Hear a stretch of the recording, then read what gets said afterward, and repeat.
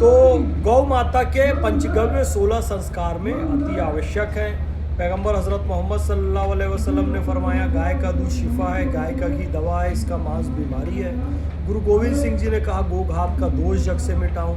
ईसा मसीह का जन्म गौशाला में हुआ। सभी धर्म पंथ परंपराओं में गौ माता का महत्व जन जन तक पहुंचाने, इस कलयुग में वैज्ञानिक तरीके से पहुंचाने हम गौटेक 2026 में इकट्ठा हुए हैं।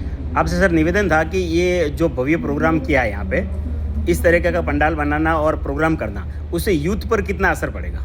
यूथ पे बिल्कुल असर पड़ेगा। यूथ के लिए यूथ शब्द भी पुराना हो गया, आजकल जेन जी शब्द आ गया है, जनरेशन जी शब्द आ गया है। तो उनको यही चीज़ समझ में, हम उनको गौ माता पे सम्मेलन कहेंगे तो अभी उनको समझ नहीं आएगा, उनको गौ टेक समझ में आएगा, गौ पे क्या क्या टेक्नोलॉजी है। तो इसलिए हमने यूथ को जोड़ने के लिए स्पेशली ये नाम दिया हुआ है गौ टेक। और गावो विश्वस्य मातरा, वो तो वेदों में कहा गया है, गाय विश्व की माता थी, है और रहेगी। लेकिन हमारी विशेषता ये कि हम समय के साथ चलते हैं और वर्तमान समय में यूथ के दिमाग में एक बात बैठा दी गई कि गाय पिछड़े वर्ग की बात है, गाय बैकवर्डनेस का प्रतीक है। लोग आजकल कहने में भी प्रयोग करते हैं कि भाई बुलशिट कह देते हैं गाली के रूप में, जबकि बुलशिट कोई गाली नहीं है। अंग्रेज़ों को गाय के गोबर का महत्व पता नहीं था, इन लोगों ने बुलशिट को एक गाली के रूप में अपनाया, जबकि बुलशिट क्या होता है? गोबर होता है। हमारे यहाँ जब किसी को कहना होता है कि भाई तेरे में बुद्धि नहीं है, तो हम उसको गोबर नहीं कहते हैं, हम उसको कहते हैं कि भाई तू तो बिल्ली का मल है, कुत्ते का मल है, ना लीपने का ना पोतने का। लेकिन गोबर हमेशा हमारे यहाँ पर सकारात्मकता का प्रतीक है। पूजा स्थलों को गोबर से लीपा जाता है, रसोई घर को गोबर से लीपा जाता है। और यूथ आज इस बात का महत्व समझ रहा है, लेकिन दूसरे तरीके से कहते हैं जी हम हर्बल ड्रिंक पियेंगे और ये फल जो है ऑर्गेनिक फल है। भाई ये ऑर्गेनिक हर्बल, ये वही तो पुराने समय में हम लोग जो गोबर आधारित प्राकृतिक कृषि किया करते थे, उसी को आज हर्बल कह रहे हैं, नए तरीके से कह रहे हैं। कुल मिलाकर वही पुरानी चीज़ें। चलो गांव की ओर, चलो भाई प्राकृतिक हवा लेने, कुछ दिन गांव में पिकनिक मनाने के लिए चलते हैं, कुछ दिन गोबर से लिपे हुए हम झोपड़ी में रहेंगे। इधर रह रहा है फ्लैट में, शहरों में, फ्लैट में रह रहा है, शहरों में रह रहा है बंगले में, लेकिन फिर से कहाँ जाते हैं? गांव जाते हैं, नदी के किनारे जाते हैं, झोपड़ी में रहते हैं। भाई कुछ दिन पिकनिक मना के आएंगे, अरे भाई फिर आकर कहते हैं भाई वहाँ 7 दिन जो मज़ा आया, बड़ा आनंद आया। भाई ये आनंद हमारे पूर्वज पहले भी लेते रहे हैं। हम लोग कहाँ गए? छोटे छोटे फ्लैटों में आ गए और उसको हम तरक्की समझने लगे, हम कंक्रीट के जंगल में आ गए, उसको तरक्की समझने लगे, हमारा स्वास्थ्य लगातार बिगड़ने लगा। तो हम पुनः गाँवों की ओर चले, पुनः गाय की ओर चले, और यूथ इसमें ज़्यादा से ज़्यादा जुड़ रहा है। यही मैसेज देने के लिए गौटेक 2026 आयोजित किया गया है। मेरा एक और क्वेश्चन था आपसे कि आज की जो जनरेशन है वो हर एक चीज़ को पैसों से तोलती है। उन्हें पता है भाई कि इनकम होनी चाहिए, तो गाय से कितनी इनकम हो सकती है, गाय से क्या इनकम हो सकती है, एक गाय से आदमी कितना कमा सकता है, और गाय रखने से युवाओं को ऊपर कितना असर पड़ेगा और उसे कितना इनकम होगा, इसके बारे में आपको जानकारी दी। देखिए, अब मैं ये तो ये कहना चाहूँगा कि दुनिया का सबसे अमीर आदमी है एलन मस्क। आप गौ माता के पंचगव्य की कृपा से और प्रैक्टिकली उसका उपयोग करके एलन मस्क से भी अमीर बन सकते हैं। गौ माता में इतनी शक्ति है। गोमय वस्ते लक्ष्मी कहा गया, गोमूत्र में धन्वंतरी कहा गया, और ये प्रैक्टिकल बात है। यदि आप देखिए, अभी ये जो मोबाइल फ़ोन है, मोबाइल फ़ोन के रेडिएशन से बचने के लिए गोबर की चिप आ रही है। कोई 100 रुपये में भी बेच रहा है, कोई 250 में भी, कोई 500 में भी, कोई 600 में। अब 1 ग्राम गोबर 100 रुपये में अगर बिक रहा है, तो भाई 1 किलो गोबर कितने में बिकेगा? और दिन भर में जो गाय गोबर करती है, साल भर में जो गोबर करती है, इसी तरीके से गोबर का पेंट बन रहा है, इसी तरीके से नस्य बन रहा है, घी मही नस्य गौ माता के घी से। नाक में आप उसको डालिए, आप बिल्कुल फ्रेश रहेंगे, तरोताज़ा रहेंगे। मैं यूथ से कहता हूँ कि सही मार्केटिंग स्ट्रेटजी से आप उतरिए, गौ माता आपको एलन मस्क से भी अमीर बना देगी।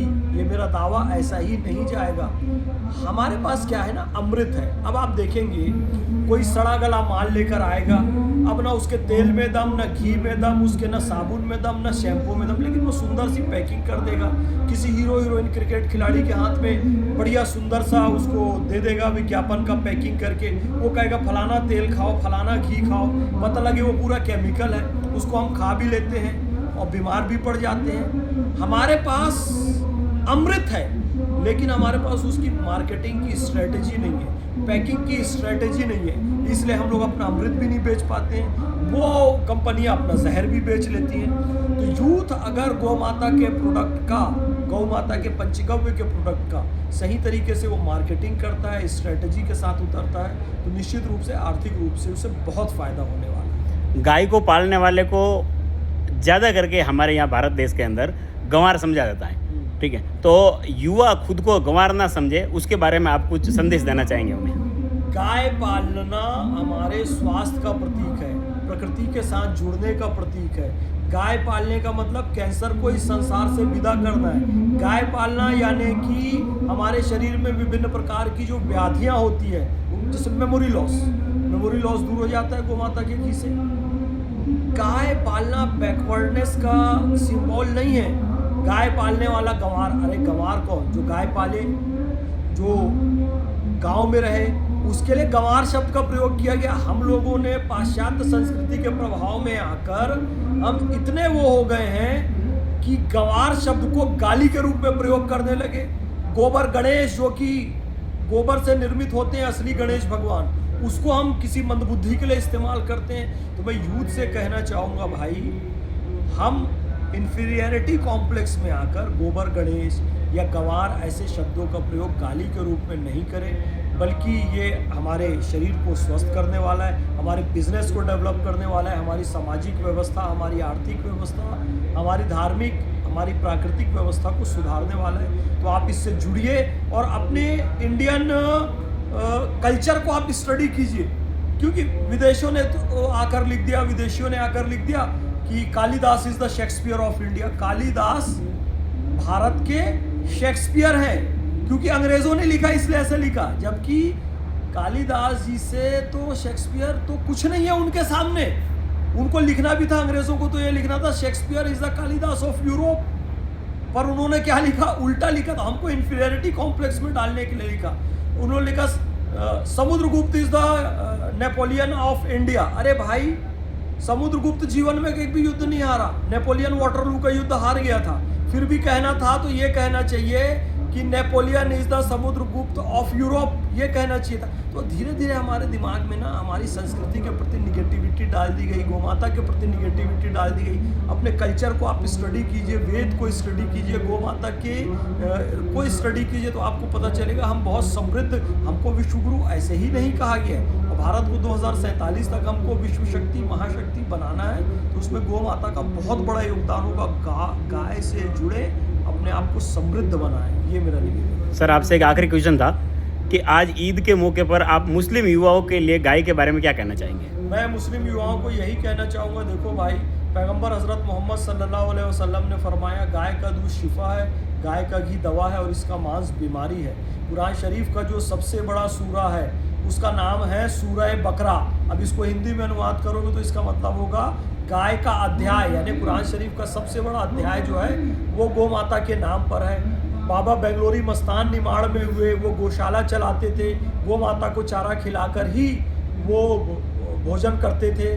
बहुत सारे ऐसे सूफी संत फकीर हुए जो गौ माता को गुड़ चारा खिलाते रहे, गौ सेवा करते रहे।